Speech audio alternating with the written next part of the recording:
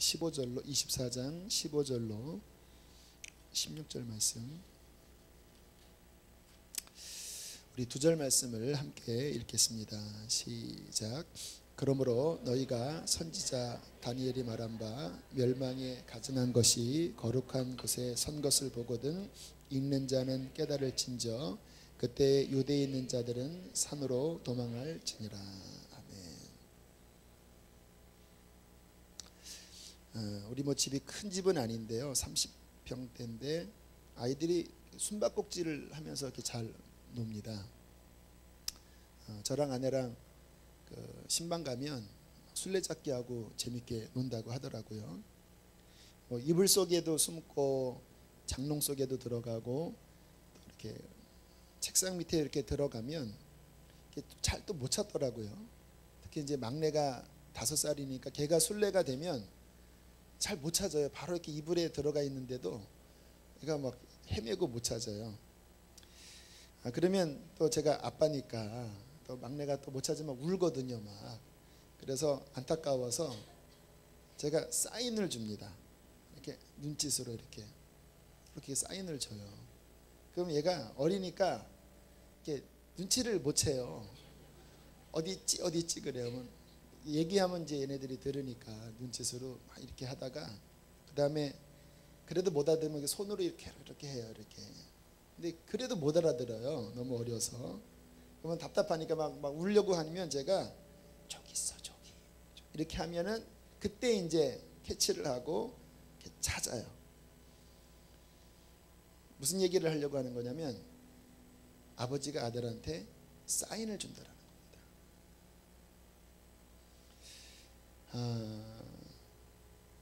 어떠한 중요한 일이 있을 때, 물론 술래잡기가 중요한 일이 아니지만 관심이 있는 사람에게 중요한 일은 그냥 일하지 않고 뭔가 사인을 주게 되어 있습니다.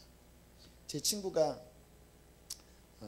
대학교를 다닐 때 여자친구를 사귀었는데 그 여자친구가 조교였다고 하더라고요. 같은 과 조교였대요.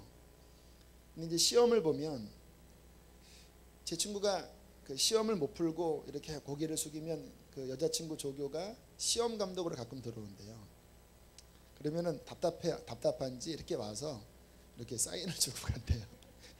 답을 알려주는지 어떤 사인을 줘서 그거를 풀 수 있도록 이렇게 도와준다고 하더라고요. 이 살면서 사인이라는 것 굉장히 중요한 커뮤니케이션입니다. 실패를 연구하는 학문에서 조사를 해보니까 기업이 실패하든지 아니면 큰 사고를 겪든지 간에 연구를 해보니까 그 큰 사고나 기업 도산이 일어나기 전에 300번의 징후가 일어난대요. 300번에. 운전할 때도 이렇게 사고가 나기 전에 자꾸 징후가 나타난대요. 운전 습관이 나타나는 거죠. 어떤 기업에 큰 도산이 일어나기 전에 곳곳에서 이러면 망합니다라고 하는 징후가 일어나는데 왜 망하냐면 그 사인을 캐치하지 못하고 방치하기 때문에 사고를 당하고 망한다라는 거예요. 유명한 타이타닉호가 침몰하기 전에 엄청나게 많은 사인을 보냈대요. 저 앞에서 지나가는 배가 거기 지금 빙하가 있습니다. 또 무전으로 또 계속 지금 큰 빙하가 오고 있으니까 조심해야 합니다. 글로 가면 안 됩니다. 굉장히 많은 사인들과 신호들이 왔는데 방심했다고 하더라고요.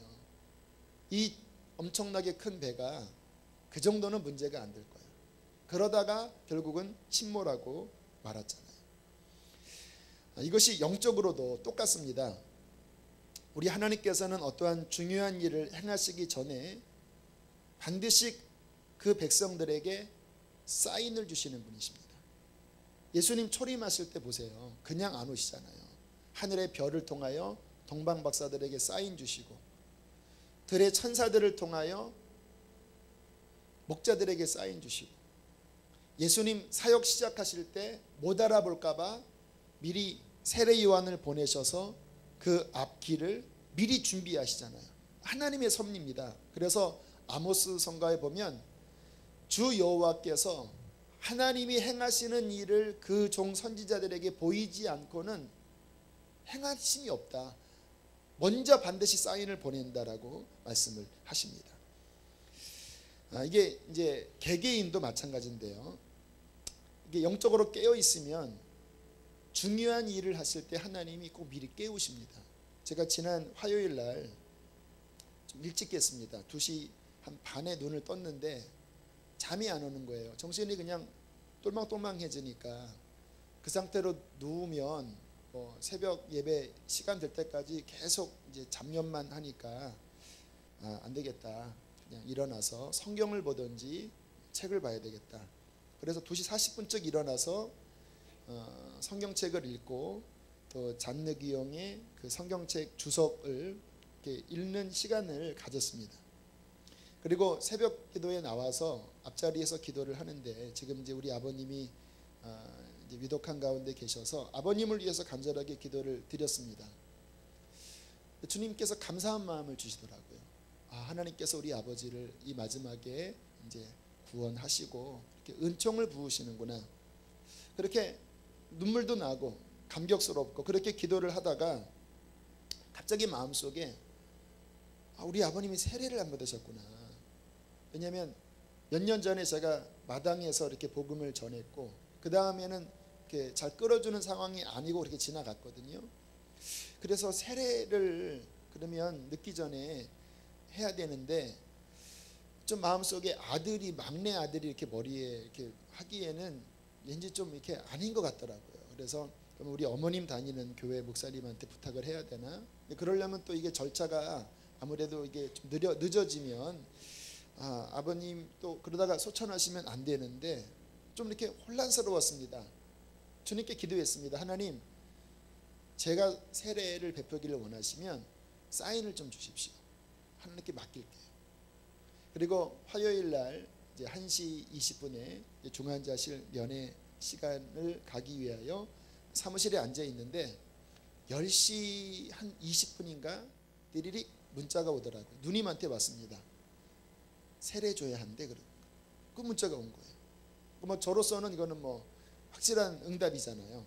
그래서 오케이, 알았어. 단문을 보낸 다음에 이제 세례기와 또 가운을 챙기고 그리고 이제 갔습니다. 갔더니 이제 뭐 많은 하나님의 역사가 있었더라고요. 어떤 권사님의 기도를 통해서 회개가 더 터지고 마음이 녹아지고 감격하고 그리고 주님을 더 깊이 받아들이고 하는 하나님의 어떤 만지심의 역사가 주일날 또 월요일날 그렇게 있으셨다고 하시더라고요. 근데 이제 문제는 뭐냐면 제가 월요일날 갔었는데 낮에는 이제 이 약기운 이게 이제 중환자실에 코에 이 석션 넣으면 이 마약 같은 걸 넣어서 정신을 못 차리시거든요. 그러니까 월요일날 갔더니 주무시는 거예요. 아무리 흔들어도 취하셔서 못 일어나시는 거예요. 근데 화요일날 또 주무시고 계시대요. 이제 난감하잖아요. 다 준비를 해 갔는데 주무시면 어떡하나. 그래서 제가 아내한테 뭐라고 얘기를 했냐면 여보, 일단 세례기를 들고 갑시다. 아버지가 깨어나면 당신이 빨리 나와서 세면대에서 물을 떠오라고. 그렇게 이야기를 하고 이제 중환자실 들어가기 위해서 비닐 옷 입고 하다 갑자기 제 마음에 그런 깨달음이 임하는 거예요. 그게 믿음이냐? 가서 깨어나면 물 떠오는 게 믿음이냐, 아니면 아침에 하나님께서 그 사인을 주셨기 때문에 오늘 세례를 주는 거라고 믿고 물 떠가는 게 믿음이냐? 떠가는 게 믿음이잖아요. 그래서 아차, 이거 아니구나. 그래서 제가 물을 떠서 곧장 들어갔습니다. 주무시고 계시더라고요. 아버지 저 왔어요 했더니 깨어나시더라고요. 그리고 다시 이제 정신을 차리도록 그렇게 해드리고 세례를 베풀어야 합니다. 예수 그리스도 다시 한번 영접하고, 이 세례는 하늘에 호적 입적하는 겁니다. 세례 받으시겠습니까? 했더니 고개를 끄덕끄덕거리셔서 성령의 임재 속에서 세례를 베풀고 많은 감사함 속에서 나왔어요. 왜 제가 2시 반에 깼는지를 알겠더라고요. 영적으로 민감해야 되는 그 상황에서는요, 이 중요한 어떠한 영혼이 구원받고 하나님께 쓰임 받을 때는요, 이게 민감하셔야 돼요. 하나님께 쓰임받는 사람이 그 순간에 하나님이 원하시는 것에 믿음으로 반응을 보이도록 민감하고 귀를 열고 담대하게 움직이셔야 돼요. 그냥 물을 그냥 가서 뭐 깨면 떠나오지 이게 벌써 아닌 거예요. 딱 준비해서 이미 이룰 줄 믿고 들어가는 그러한 민감함이 필요한데, 그것을 위해서 하나님께서 미리 일찍 깨우시고 기도시키시고 여러 가지 사인으로 함께 하신 거예요. 너무 감사한, 우리 가족으로서는 또 하나의 또 산을 넘는 그러한 축복의 시간이었습니다. 하나님께서 여러분에게, 여러분의 인생에게 그러한 사인을 주실 때 캐치할 수 있는 귀가 열려지시기를 축복합니다. 그래서 요한계시록 내내 말씀하시기를 누가 성령의 음성을 들을지냐 주요. 누가 성령의 음성을 들을 것이라고요? 귀 있는 자, 귀 있는 자. 사인을, 하나님의 사인을 들을 수 있는 귀를 가진 자가 성령이 교회들에게 하시는 말씀을 들을 것이라고 말씀을 하시는 거예요. 자, 그런데 그 하나님의 여러 가지 사인이 있지만 그 사인 가운데 가장 중요한 사인은 뭐냐면 시대에 대한 사인입니다. 시대의 표정. 주님께서 그러시잖아요. 너희가 천기를 분별할 줄 알면서 내가 왔는데, 내가 지금 너희를 구원하기 위해 왔는데 이 시대의 사인을 분별하지 못하느냐. 지금 내가 하나님의 아들로 메시아로 왔다. 이 사인을 분별하지 못하느냐. 지금 내가 얼마나 많은 사인을 주고 있느냐. 병든 자가 일어나고 죽은 자가 살아나고 소경이 눈을 뜨고 벙어리가 노래하는 이 엄청난 많은 사인이 보여줬는데도 모르겠느냐. 주님께서 탄식하시잖아요. 시대의 사인. 지금 하나님께서 이 시대에 주시는 사인은 주님의 다시 오실 날에 대한 사인입니다. 귀만 열면요, 그냥 뉴스를 봐도, 인터넷을 봐도, 그냥 귀를 기울이면서 설교를 제대로 들어봐도요, 공통된 깨어있는 사람들을 통하여 전파되는 메시지는 주님 곧 오신다라는 메시지입니다. 어떤 우리 교우와 이야기를 나누는데 그런 이야기를 하시더라고요. 언제 주님을 체험하셨습니까? 별로 체험의 기억이 안 난대요. 그런데 한 2년 전에 새벽 기도를 하는데 나팔 소리가 들렸대요. 너무 생생하게. 처음 듣는 그런 경험이었는데 너무 생생한 소리더래요. 그래서 지금도 들린대요. 그때 들었던 나팔 소리가. 그러면서 이게 도대체 무슨 뜻인지 모르겠다고, 뭐 좋은 일이 있으려고 하는 나팔 소리인지 아니면 어떤 경고인지 제가 명확하게 말씀을 드렸습니다. 성경의 나팔 소리는 경고입니다. 이제 주님 오실 날 다가오니까 깨어 일어나라는 나팔 소리고, 우리 집사님이 우리 교회에 등록하신 이유는 그것을 잘 준비하게 하시려는 하나님의 저는 뜻이라고 믿는다고 그렇게 말씀을 드렸습니다. 자, 마태복음 24장이 바로 그 사인으로 가득 차 있어요. 제가 우리 막둥이한테 저기 그 얘기예요. 이 마지막 시절이 하도 중요한 역사의 오메가 포인트이기 때문에 실은 어려움이 많은 시절이에요. 말씀을 드리겠습니다. 굉장히 신앙생활하기가 쉽지 않은 시절이에요. 그럼 하나님이 골려주시냐? 그렇지 않아요. 이 시절을 어떻게 준비해야 되는지 주님께서 친절하게 여러 사인들을 주신 거예요. 왜? 깨달으라고. 자, 다시 한번 성경을 좀 24장을 좀 보겠는데요. 우리 3절, 24장 3절 말씀 함께 읽겠습니다. 시작. 조용히 와서 이르되 우리에게 이르소서 어느 때에 이러한 일이 있겠사오며 또 주의 임하심과 세상 끝에는 무슨 사인이 있사오리까.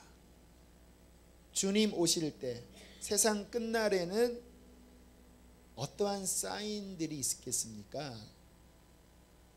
그리고 주님께서 그 사인들을 열거 하신 거예요. 여러분, 이 사인과 이정표를 보는 눈을 갖는 것 되게 중요합니다. 저는 운전할 때 지금 뭐 내비게이션은 잘 나와 있지만 그래도 이렇게 이정표를 봐요. 내 목적지에서 지금 몇 킬로 남았는지. 지금 부산을 가는데 천안 왔네, 또 어디 왔네, 이게 그거를 봐야지만 마음의 준비를 할 수 있어요. 아직 멀었으면 기름도 살펴봐야 하고 또 피곤한 상황도 살펴봐야 되죠. 이제 거의 다 왔으면 거기에 맞게끔 뭔가 준비해야 되잖아요. 이정표는 그 목적점을 향하여 가는 데 있어서 아주 중요한 준비, 때에 맞는 준비를 하게 해줍니다. 저는 성경을 보면서 주님께서 물론 날과 시는 가르쳐 주시지 않으셨지만, 그러나 우리로 하여금 황망하게 그날을 맞이하지 않도록, 도둑같이 맞이하지 않도록 빛의 자녀들이라면 알 수 있는, 지금이 어떤 준비해야 할 때이구나, 그런 것을 알 수 있는 사인들을 너무나 많이, 너무나 풍성하게 우리에게 알아들을 수 있게 주님께서 말씀하셨다라는 것을 성경을 통해서 알게 되었어요. 그래서 저는 이 마태복음 24장이나 요한계시록이나, 그래서 마지막 타임라인들을 나름대로 이렇게 갖고 있어요. 이거를 갖고 있으면서 제게 큰 유익이 뭐냐면요, 두 가지인데, 하나는 준비할 수 있더라고요. 또 하나는 속지 않을 수 있어요. 이 두 가지가 치우칠 수 있는 거예요. 게으르게 분명히 사인이 왔는데도 영적으로 잠들고 나태해져서 준비 못하면 영적으로 큰 낭패잖아요. 그러나 이 사인들을 알면 준비할 수 있어요. 그러나 또 하나의 치우침은요, 주의 날이 임한다고 막 호들갑을 떨으면서 뭐 몇 날 며칠 막 이야기하고 막 이상한 이단 형태로 가는 이 미혹이 이 또 하나의 간교한 사탄의 속임수예요. 얼마나 많았습니까? 이 타임라인을 알면요, 그 부분을 방지할 수 있어요. 그냥 급하다고 막 확 따라가다가는요, 오히려 사단에게 속임당할 수가 있는 거예요. 우리 데살로니가 후서 좀 말씀으로 넘어가서 잠깐 찾아보겠습니다. 데살로니가 후서 2장으로 보겠습니다. 신약성경 334쪽입니다. 334쪽. 자, 사도 바울도 같은 이야기를 하는 거예요. 데살로니가 후서 2장 1절로 4절까지 우리 함께 교독해 볼까요? 제가 먼저 읽겠습니다. 형제들아, 우리가 너희에게 구하는 것은 우리 주 예수 그리스도의 강림하심과 우리가 그 앞에 모임에 관하여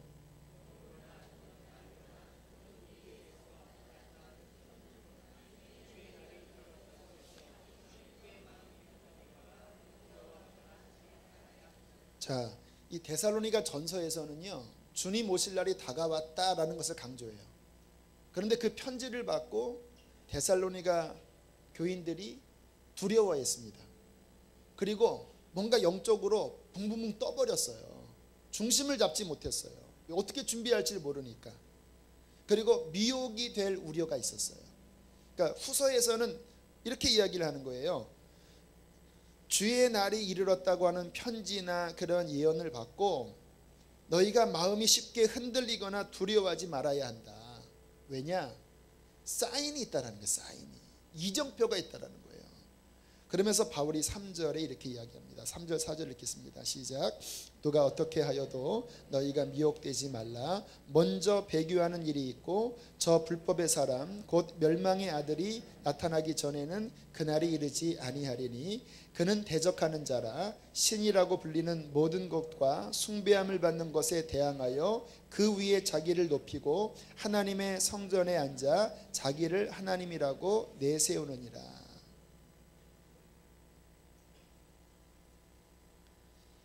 적그리스도의 등장, 마지막에 말씀을 드리겠지만 이 중요한 이 사인이 일어나기 전에는 아직은 아니다. 하나님이 막고 계시다. 그러니까 물론 준비는 해야 되지만 호들갑은 떨지 말아라. 마음이 붕붕붕 뜨지 말아라. 영적 중심 잡아야 한다. 왜 이렇게 얘기를 하죠? 사도 바울은 타임라인을 알고 있었던 거예요.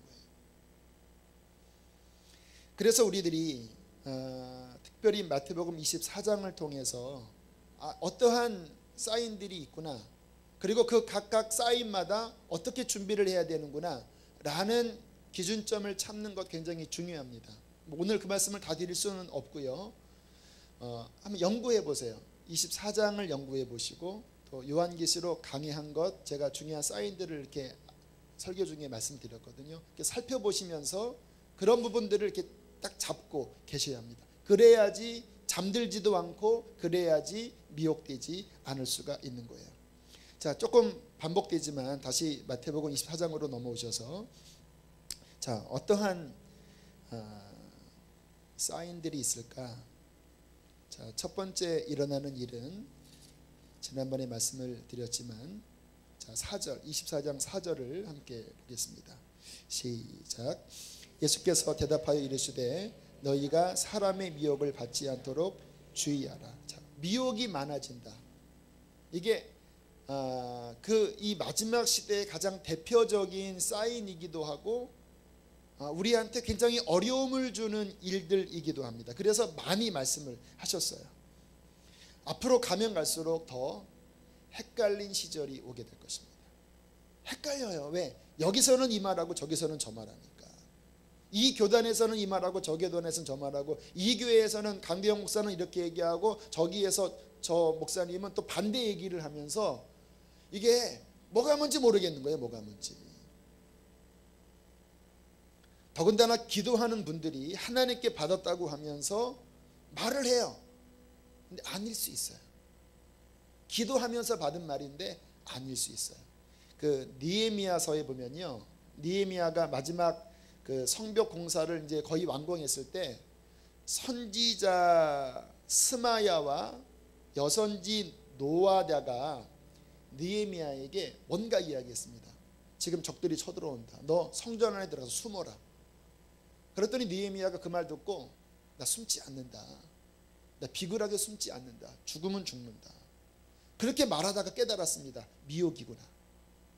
선지자로서 나를 뭔가 이 일을 통하여서 모략하려는, 야 느헤미야 저렇게 두려워 벌벌 떨더라, 그렇게 속이려는 미혹이구나 하면서 그때 느헤미야가 깨달아요.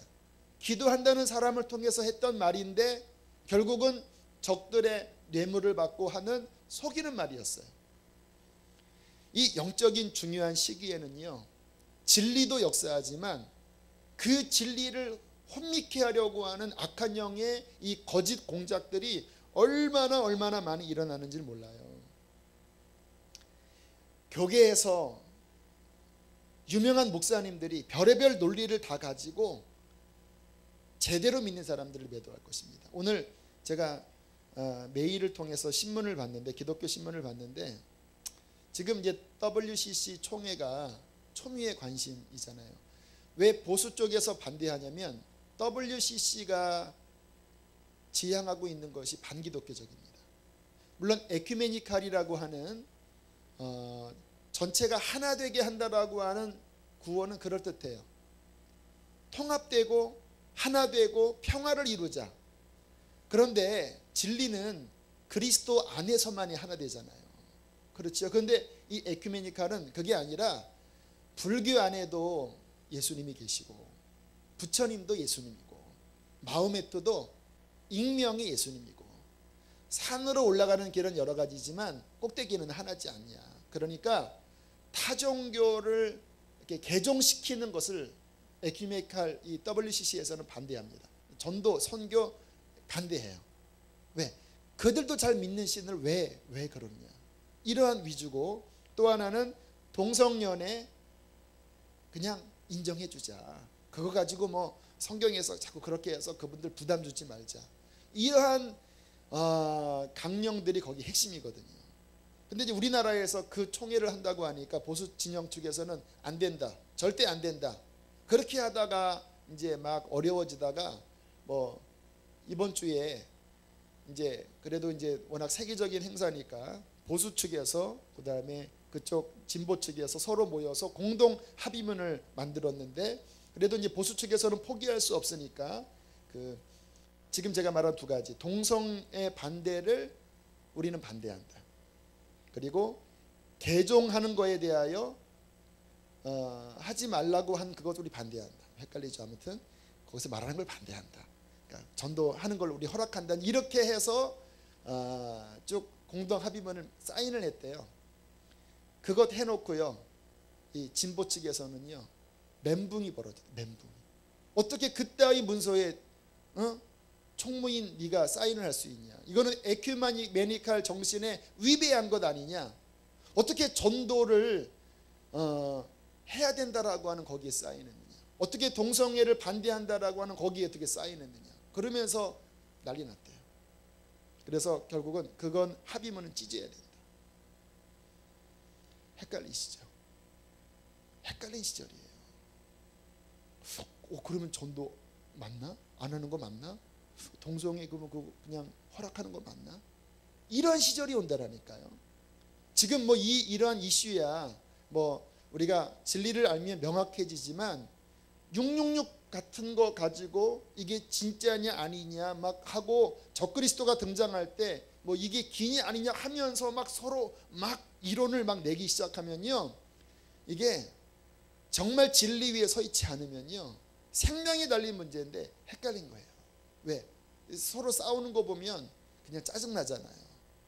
그렇게 돼버린다라는 거예요. 이 시절에 미혹하는 일들이 곳곳에서 너무나 많이 일어나는 이 시절에 우리가 진리의 기준 위에 서 있지 않으면요, 이게 교단 따라가서도 안 되고, 죄송합니다, 목사님들 따라가서도 안 돼요. 여러분들이 정말 진리의 말씀 안에서 성령님과 함께 바른 진리 위에 서셔야 합니다. 그래서 성경 읽으라고 말씀을 드리는 거예요.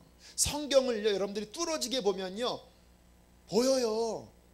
왜 안 보입니까? 말씀을 안 보니까 그게 헷갈린 거지. 정말 진리의 말씀을 기도하고 성령으로 읽으면요 너무나 명확합니다. 진리는 혼미하지 않아요. 명확해요. 무엇이 내가 곧 길이요 진리요 생명이니 나로 말미암지 않고는 아버지께로 올 자가 없느니라. 예수 그분만이 구원자인 거예요. 하나님 말씀의 기준을 여러분들이 튼튼하게 갖고 계셔야 합니다. 거짓을 분별하는 거는요, 거짓이 뭐가 거짓인지를 파악하면 오히려 헷갈리고 진짜만 명확하게 붙잡으면 위조화폐가 그냥 분별된대요. 진짜만 그냥 위조화폐 감별사들은 진짜 화폐만 뚫어지게 보면요 거짓하고 또 나온대요. 이렇게. 거짓 가짜 이렇게 나온대요. 진짜가 머리에 박혀 있으니까. 말씀 위에 서셔야 되고요. 또 하나, 이 마지막 때 미혹에서 우리들이 지켜지려면 따라하겠습니다. 모든 욕심을 다 비워야 한다. 네. 실은 이게 어려울 거예요. 진리를 안다 해도요 여러분 안에 다 비우는, 십자가로서 정말 내 세상의 것들, 육신의 것들을 정말 십자가에서 부인하는 이 신앙 아니면요 어딘가에 걸려서 배도하게 될 것입니다. 죄송합니다 이렇게 말씀드려서. 근데 어쩔 수 없어요. 그렇게 될 수밖에 없어요. 왜냐하면 사람이, 제가 심리를 보니까 이 마음속에 있는 이 탐심, 이 마음속에 있는 어떤 죄의 욕망이요 그게 깨지지 않으면요 끌리는 거예요. 아닌 걸 아는데도 끌리는 거예요. 어떻게 해요? 끌리는데. 그 박보영 목사님 집에 함께하는 아이들 가끔 이제 간증할 때 들어보면 그렇게 1년 2년 그 안에서 목사님의 그 훈계를 듣고 지냈는데도 어떤 아이들은 결국은 떠난대요. 목사님이 이야기한, 내가 너 왜 떠난 줄 안다. 네 마음은 지금 다시 옛날로 돌아가서 그것을 먹고 싶고, 너는 여기서 나가면 담배를 살 것이고 그리고 PC방에 갈 것이고, 너는 네가 마음속에 원하는 것을 향하여 갈 것이다. 그러다가 너의 인생은 이렇게 비참하게 될 것이다. 그래도 가겠느냐? 목사님, 그래도 저는 갈 겁니다. 이 사람의 마음 안에 어떤 욕망이 있으면요 머리로는 아닌 걸 알아도요 끌려가요.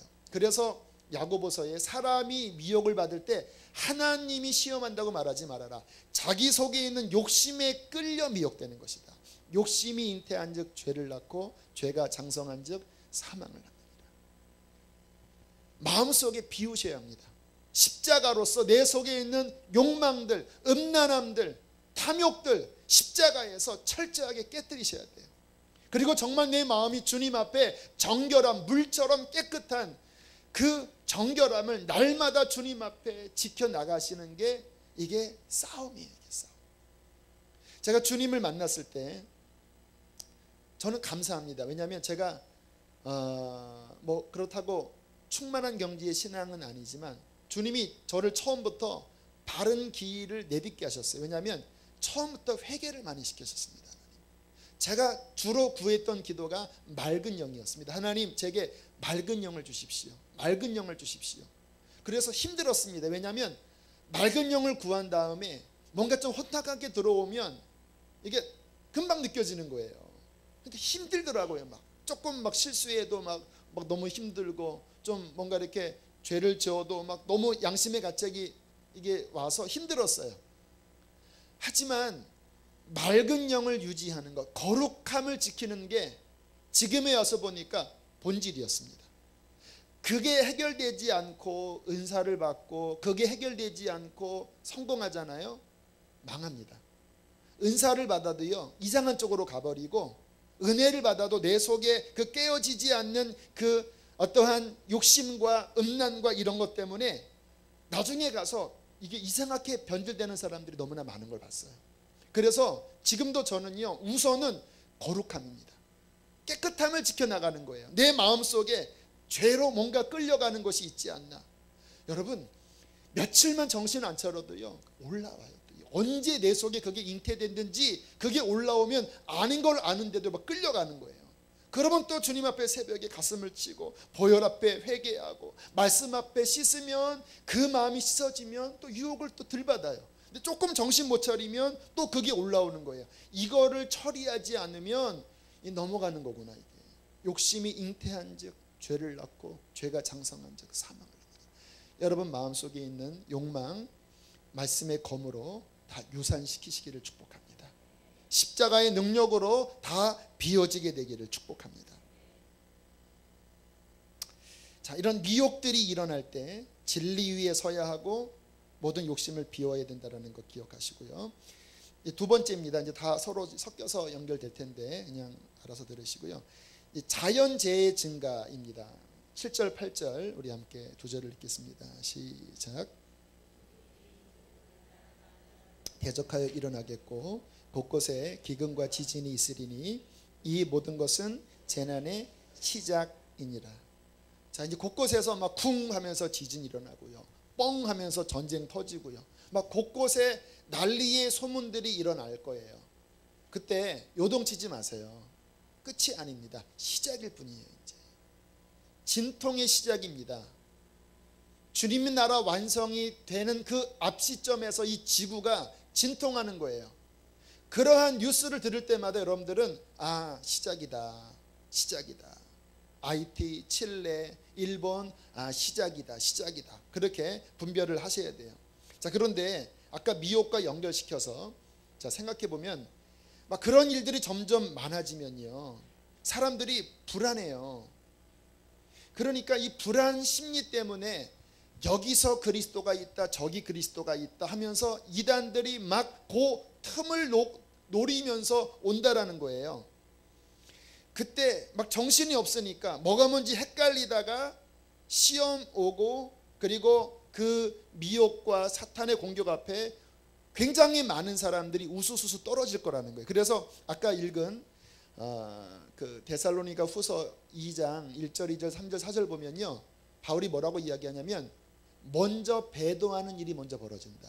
그 마지막 혼란 가운데 많은 사람들이 그 신앙의 중심을 잃어버린다라는 거예요. 자, 그때 기억하시길 바랍니다. 진짜 믿음이 남을 거예요. 진짜 믿음, 진짜 믿음, 진짜 순수한, 오늘 장전환 권사님이 그런 기도 요청을 하셨는데 정말 성경에서 말씀하시는 그 진짜 믿음, 진짜 믿음을 가진 사람이 그 마지막에 혼란과 소용돌이와 미혹 앞에서도 붙어 있을 겁니다. 진짜 믿음이신가요? 진짜 믿음이신가요? 뭐가 진짜 믿음이에요? 나 교회 다니는데, 나 예수 믿는데. 자, 성경을 한번 찾아볼게요. 마태복음 16장으로 넘어가시기 바랍니다. 마태복음 16장 자 24절 25절. 자, 진짜 믿음은 예수님을 따라가는 거예요. 자, 16장 24절 25절 함께 읽겠습니다. 시작. 이에 예수께서 제자들에게 이르시되 누구든지 나를 따라오려거든 자기를 부인하고 자기 십자가를 지고 나를 따를 것입니다. 누구든지 제 목숨을 구원하고자 하면 잃을 것이 누구든지 나를 위하여 제 목숨을 잃으면 찾으리라. 할렐루야. 이게 진짜 믿음이에요. 룰루랄라가 진짜 믿음이 아니라 진짜 믿음은 주님을 따라가는 건데, 주님을 따라가려면 나 자신을 부인해야 합니다. 나 자신을 따라합시다. 나 자신을 십자가에 못 박아야 한다. 왜? 거기서 넘어지기 때문에 나 자신을 십자가에 못 박고 십자가 지고 날마다 주님을 따라가는 거예요. 주님을 생명 다해 사랑하면서 따라가는 거예요. 내 목숨보다도 주님을 더 사랑하면서 나를 사랑하사 나를 위하여 자기 자신을 버리신 하나님의 아들을 믿고 의지하고 그분을 위하여 따라가는 거예요. 이게 진짜 믿음입니다. 다른 믿음 없어요. 다른 믿음 없어요. 특히 이 마지막 때가 가면 갈수록 그 믿음만이 살아남는 거예요. 그래서 여러분, 우리가 신앙생활을 하면서요, 제일 좋은 훈련이 뭐냐면요, 나를 부인하게 만드는 훈련이에요. 고난 중에 막 내 자존심이 상하고 너무 힘든데, 그 자존심 상하고 힘들 때가 이 자아가 가장 역사하거든요. 그때 나 자신을 십자가에 부인하고 주님, 내 안에 예수님 사십니다. 그렇게 고백할 수 있는 환경이 우리 신앙생활의 가장 귀한 영적인 축복의 환경입니다. 자아 만족, 잘 되는 나, 그거 아니에요. 어저께 그래서 그랬는지 그 다니엘 김 선교사의 간증을 제가 처음 들어봤습니다. 뭐 제가 하도 유명해서 많이 이름은 들었는데 뭐 이상하게 이렇게 접할 기회는 없었습니다. 근데 어제 뭐 성령이 인도하심이었던 것 같아요. 오늘 말씀을 위해서. 너무 귀한 분이더라고요. 젊은 분이신데 어릴 때부터 주님만 사랑했던 분이더라고요. 그가 일본의 국제학교 다니고 이제 졸업할 즈음에 마음속에 갈망이 하나였답니다. 본인의 갈망은 주님도 얻는 거래요. 다른 목적이 없대요. 그런데 주님을 더 얻기 위하여 좀 고생을 하고 싶더래요. 그래서 이제 어디 대학을 진학을 할까 봤더니 미국에 있는 육군사관학교 가면 좀 광야길을 걸으면서 내 신앙이 더 성장하겠다 싶어서 거기에 지원하고 하나님의 은혜로 합격을 했습니다. 제가 깜짝 놀랐습니다. 저는 우리나라만 구타 갈굼이 있는 줄 알았더니 미국 육군사관학교 장난이 아니더라고요. 그래서 인간이 사는 곳은 어디나 마찬가지구나. 처음 가자마자요, 첫 입학식에 4-5명의 고참들이 오더니 막 갈구더래요. 너 동양놈아, 네가 여기서 자퇴하도록 내가 만들자면 내가 막 일을 간다면서 막 하고요. 막 새벽 3시면은 쾅 막 문 열고 들어와서 막 푸시업 시키고, 그리고 막 뭡니까 이거 철봉 시키고, 그리고 막 신발 다 막 밟고 막 담뱃불로 막 몸 던지고, 그냥 몇 년 내내 그 고생을 시키고요. 식사 시간에 어떻게 식사를 하냐면 딱 앉혀놓고 딱 이제 기도한 다음에 이제 고참 순번으로 딱 앉는데, 본인은 이제 그 신입생이니까 밥을 그냥 주지 않고 밥을 엎어버린대요. 동양인이니까. 그리고는 그를 개처럼 주워 먹게 한대요. 얼마나 자존심 상하나요. 그 말할 수 없는 그 치욕, 그리고 막 분노, 그리고 외로움, 막 이것 때문에 그냥 가슴을 막 그 바늘로 막 그냥 막 휘벼 파는 것 같은 그 고통의 시간을 이분이 겪으면서 3번이나 짐을 쌌대요. 내가 내일이면 내가 하나님 더 이상 내가 못 참습니다. 그런데 그렇게 포기할 만하면 갑자기 일이 생겨서 또 계속 그냥 남게 하고 그러면서 이제 어느 시간에는 그 육군사관학교에 있는 채플에 들어가서 막 정말 기어가다시피 주님 너무 힘들어요. 그러면 그 안에서 하나님의 그 날개, 오른손의 그 날개가 자신을 덮고 위로해 주시고 회복시켜 주시고, 그러면서 나중에 4학년 때는 종교 부장이 되어서 아주 많은 사람을 또 이렇게 영향을 주는 역할을 했다고 하는 그 4년간의 훈련 이야기를 하면서 이분이 참 감격스러운 이야기를 하더라고요. 본인의 그 4년은 너무너무 힘들었대요. 하지만 그 시간 속에서 더 정결하게 되고 자아가 깨어지고 주님을 더 많이 얻었대요. 하나님이 자신에게 제2의 그 사관학교의 시절을 내게 허락하시기를 기도한다라는 거예요. 고난을 달라고 기도한대요. 고난을.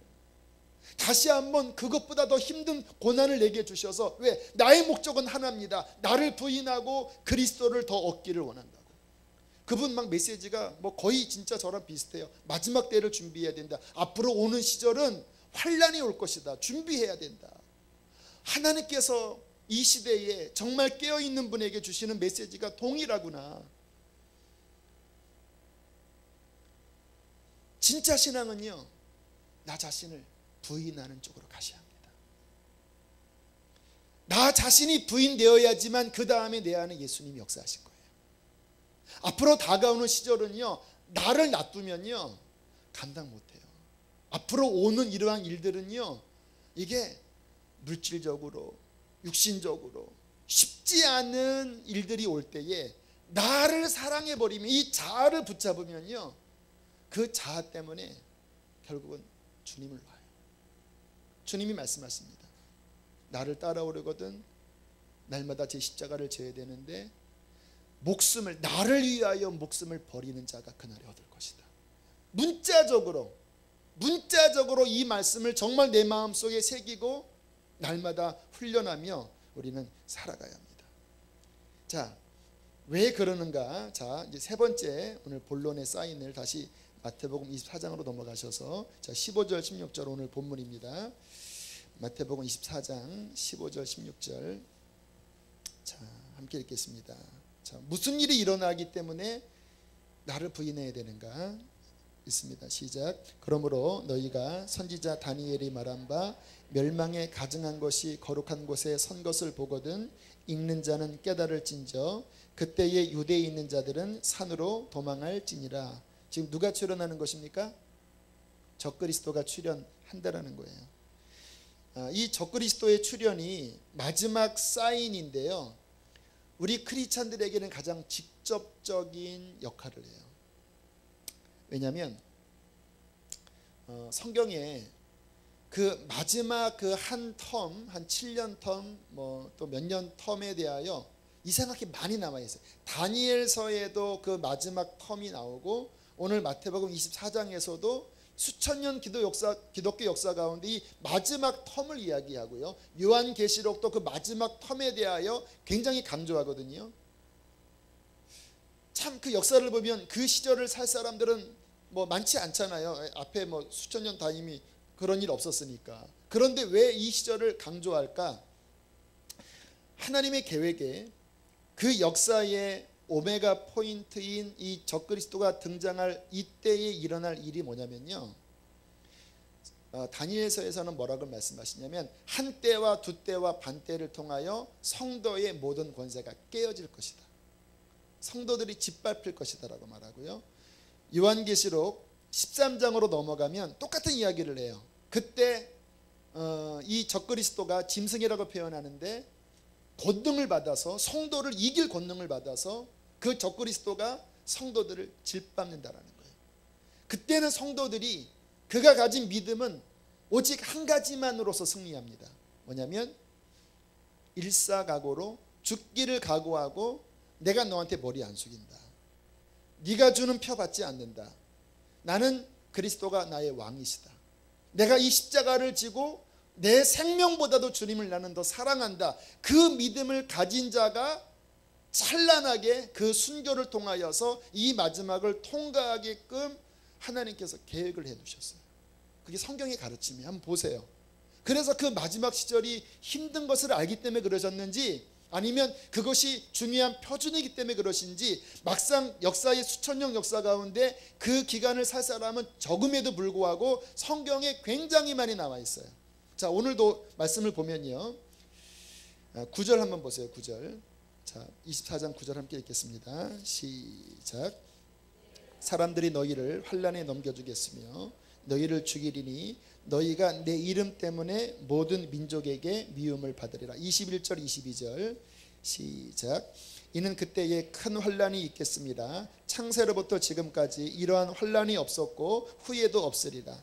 그 날들을 감하지 아니하면 모든 육체가 구원을 얻지 못할 것이나 그러나 택하신 자들을 위하여 그 날들을 감하시리라.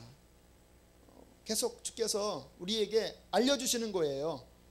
그래서 주님께서 나를 따라오려거든 말씀하시는 거예요. 준비해라. 준비해라. 목숨, 네 생명보다도 예수가 더 우선이다. 네 인생의 목적은, 여러분 인생의 목적이 성공이십니까? 성공이신가요? 성공을 위하여 주님이 도와주는 분인가요? 그러면 이때 못 견뎌요. 우리의 인생의 목적은 성공도 아니고 효율도 아니고 내 명예도 아니고 말씀에 순종하는 겁니다. 말씀에 순종하는 거예요. 그 삶을 지금부터 살아내셔야 돼요. 내 인생의 목적이 성공이 아니에요. 저의 목회의 목적은 성공 아니에요. 그러면 이런 식 설교 안 해요. 이 얼마나 부담스러운 설교인가요? 이 2013년에 죽으라고 하는데. 하지만 저는 사람만이 내는 게 목적이 아니에요. 저는 진리를 선포할 것입니다. 진리를. 사람들 떠나가도, 주님도 그러셨어요. 사람들이 떠나가면 어쩔 수 없다 그러셨어요. 저는 진리를 선포할 거예요. 왜? 제 성공은 예수님이기 때문에 그래요. 그분이 나의 목적이십니다. 제가 오늘 주님 앞에 기도해 봤습니다. 하나님, 왜 그런 힘든 시간을 왜 마지막 이 오메가 포인트에 왜 두셨습니까? 하나님, 지금 우리가 마지막 시대를 살아간다면 그 우리 몫이거든요. 왜 그 힘든 시절을 왜 하나님 마지막에 좀 편안하게 하지 않고 왜 성도의 권세가 다 깨어지겠다고 말씀을 하셨습니까? 두 가지 깨달음을 주시더라고요. 첫 번째는 우리가 하도 준비 안 돼서 그 시간을 통해서 준비하려고 그 시간을 마련하셨다는 거예요. 그래서 요한계시록에 보면 그 시간을 통할 때 주님 뭐라고 말씀하시냐면 이제 곡식 익었다 그러십니다. 교회가 자신의 세마포를 준비했다. 그 환난 중에 정말 잘못 믿었던 것들을 통회하면서 정말 오직 그 환난의 불을 통과하면서 성경에서 말씀하시는 자기를 부인하고 자기 생명보다 주님을 사랑하는 그 진짜 정금과 같은 신앙이 이 환난을 통하여서 드러나는 거예요.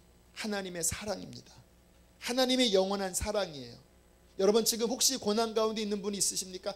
여러분 고난 없는 분보다 훨씬 축복된 분들이에요. 몸에 질병이 있나요? 괜찮아요. 그 고난 때문에 내 믿음이 진짜 믿음이 된다면요, 하나님의 사랑이십니다. 또 하나는요, 주님이 이렇게 제게 깨닫게 하시더라고요. 왜 마지막에 이러한 일을 달라고 왜 주셨냐고 하는 질문은 wrong, 잘못됐다. 왜 잘못됐냐면 너의 주님이 그 길을 걸어가셨다. 너의 주님이. 다시 말하면 그 길은 특별한 게 아니라 당연한 거다. 우리가 주라고 고백하는 예수 그리스도가 십자가를 향하여 걸어가셨습니다. 그리고 베드로 전서 후서에서는 우리가 그 발자취를 따라오게 하려고 그 길을 가셨다는 거예요. 그러니까 이런 고난이 뭐 특별하게 북한에 있는 사람, 아까 요르단 이게 개종하면 동족 살해 가능하거든요. 그 이슬람법에. 그 사람들만 겪는 특별한 일이 아니라 지금은 우리가 환경이 이러니까 그런 게 겪지 않는 거지, 우리의 예수 그리스도 십자가를 믿는 신앙의 본질은 그 DNA 안에는 주를 위해서 고난당하고 십자가를 향하여 걸어가는 그게 본질이라는 거예요. 근데 지금이 변질된 게 그것이 뭔가 좀 특별한 것 같고 그런 말 들으면 부담스럽게 되는 이 환경이 변질된 거예요. 이 말을 들을 때 이상하게 느껴지는 것 자체가 내가 성경적인 신앙이 아니구나. 왜? 성경을 보시면 사도 바울도 그랬죠. 예수님도 그랬죠. 12제자 가운데 순교 다 당했잖아요. 뭐 사도 요한은 순교 안 당했나? 산순교 당한 거지. 오늘 이 말씀을 드리는 이유는 그때가 언제 올지는 모르지만 마음의 갑옷을 삼으셔야 합니다. 이게 우리의 기준으로 삼으셔야 돼. 이게 당연한 거다 생각해야지 이게 특별하거나 힘들거나 생각하시면 안 돼. 기본입니다. 기본. 내가 주를 생명 다해 사랑하고 나를 부인하고 내가 주님을 위해서 죽더라도 그분이 나의 영광입니다. 그 마음으로 딱 갑옷을 삼으면요 또 의외로 그런 게 어렵지가 않아요. 왜? 뭐 죽으면 되는 거니까.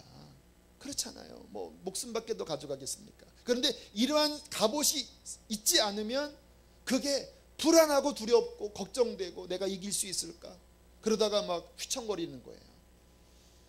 마지막으로 우리 존경하는 주기철 목사님의 그 마지막 옥고를 치르기 전에 산정교회에서 설교했던 일사각오라는 마지막 설교의 몇 단락을 읽어드리겠습니다.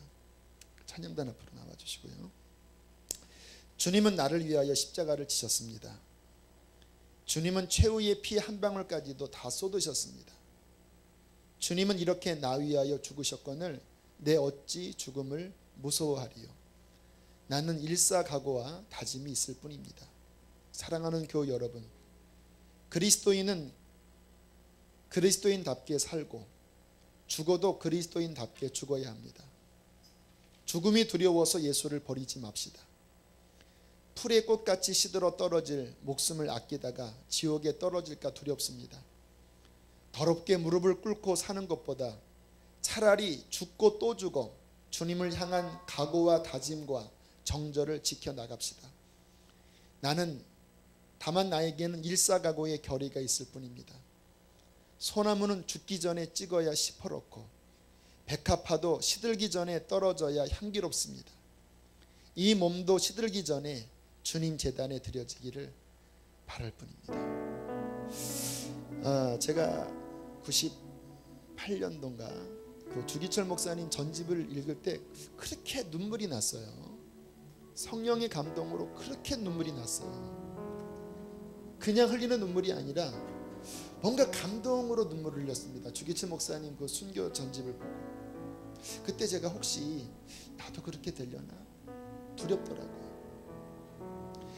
모르겠습니다. 근데 지금 제가 이제 성경을 연구하고 시대를 분별하면서 그럴 수도 있겠다라는 생각을 해요. 이 말씀은 두려움 조장하려고 드리는 말씀이 아니에요. 성경에서 그렇게 말하기 때문에 그 말씀을 드리는 것뿐이에요. 준비하자고. 참 신앙을 준비합시다. 십자가를 붙잡읍시다. 주님이 부름의 상을 놓고 우리를 부르고 계십니다. 함께 이 시간 우리가 찬양하며 나가겠습니다.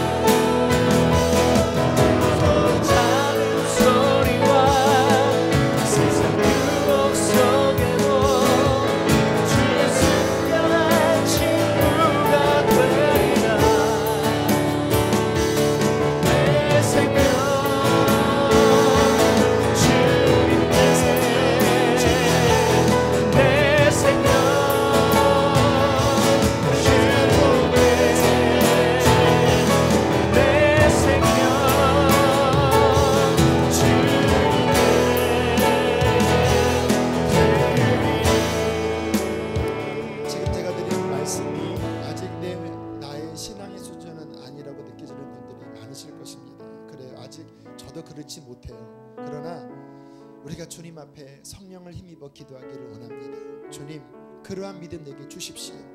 이왕 내가 믿을 바에요 참신앙 갖기를 원합니다. 주님 앞에 인정받을 수 있는 참신앙 갖기를 원합니다. 주님, 내 자아가 깨어지게 하소서. 고난 중에 내 자아가 부서지게 해주십시오.